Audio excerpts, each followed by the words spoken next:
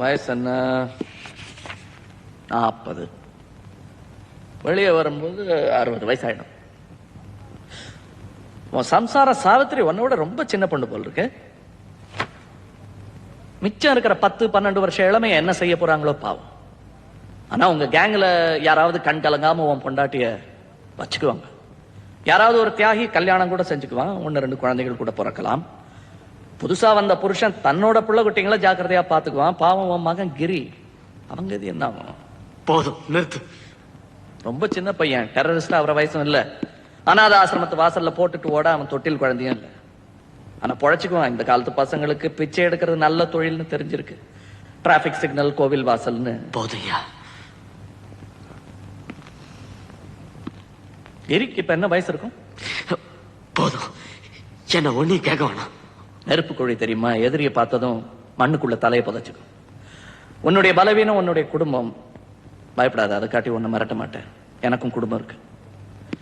நீ கூடிய சீக்கிரம் உன் குடும்பத்தோட சந்தோஷமா இருக்கிற மாதிரி என்னால ஏற்பாடு செய்ய முடியும். போய்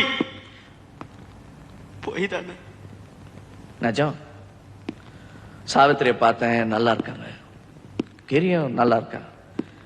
எங்களுக்கு தெரிய வேண்டியதெல்லாம் நீ சொல்லிட்டேன்னா உன்னுடைய பேரு திடீர்னு இந்த ஃபைல்ல இருந்து காணாம போற மாதிரி கூட என்னால செய்ய முடியும். போய் வீடு நிலம் எல்லாத்தையும் பத்துட்டு நாங்க எங்க சொன்னாலும் அங்க போக உன் பொண்டாட்டி தயாரா இருக்காங்க. உன் கூட இருக்கணுமா? அதான் உங்களுடைய ஒரே ஆசை. உன் உயிருக்கு எந்த ஆபத்தும் வராதுன்னு நான் சத்தியம் கூட பண்ணி கொடுத்துருக்கேன். உன்னை பத்தி இந்த ஃபைல்ல நிறைய நல்ல விஷயங்கள்லாம் எழுதியிருக்காங்கப்பா. நம்ம தேசத்துக்காக நீ சண்டையெல்லாம் போட்டிருக்கிற. நீ எப்படி இந்த